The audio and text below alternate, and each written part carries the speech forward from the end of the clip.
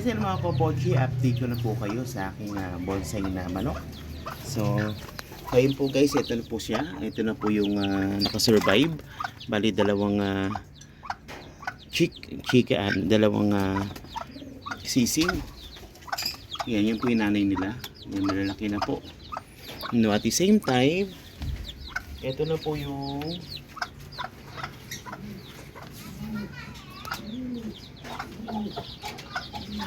yes, ito na po guys yung ating mga sisiw.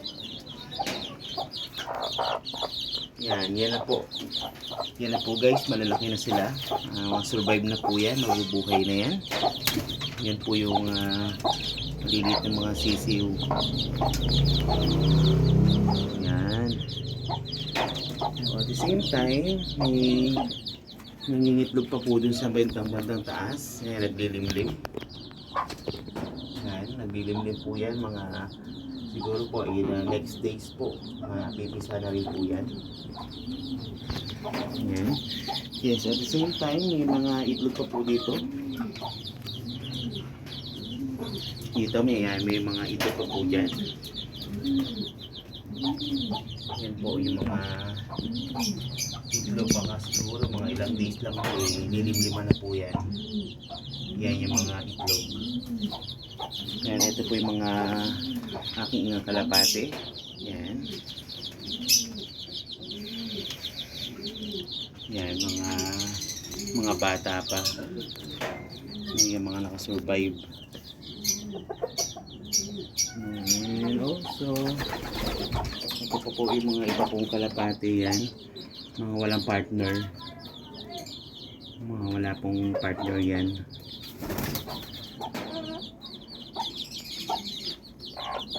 Yan, malalaki, mga ilang weeks na lang po yan guys. Wawalay ko na rin po yung sinanay nila.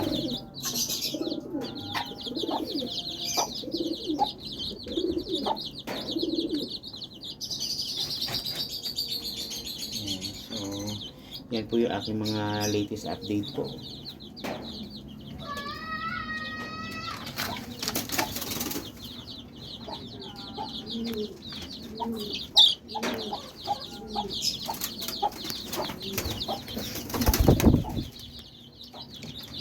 Yan, ito guys, pakikita namin sa iyo kung gaano karami yung kanyang itlog na nililiman. Yan. Yan, madami po.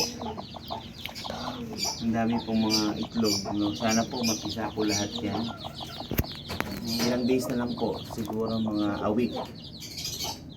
Pipisa na po yung mga yan.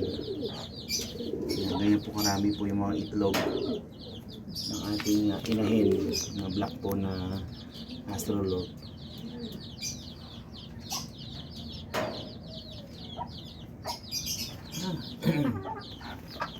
Kasi ito, ipakita mo yung tatay para umapos ko na tayo sa 6 minutes.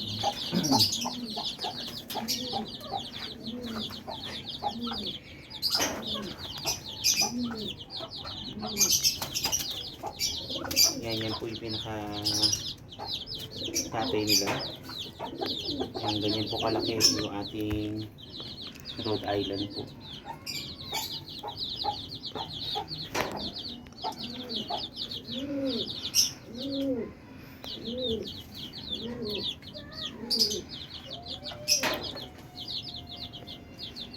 Yan, lalaki na nila oh.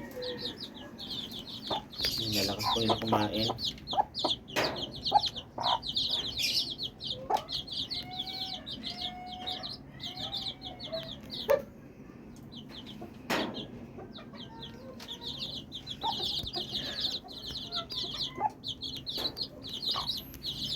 Yan, ilang kaya ang babae dyan sa kailang kaya ang lalaki. So, 10 po yan guys eh. Yan, simula nung napisa.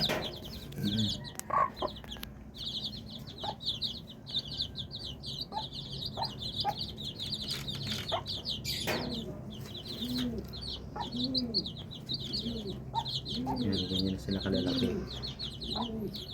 So far, malakas naman po yung mga yan dahil Binibigyan ko yan ng Betracin, yung pinaka-vitamins nila. Hindi sila magkasakit. Ayan. Okay, bali, yan po guys yung update po natin sa aking mini poultry backyard. So ito po sa Kuya Pochi.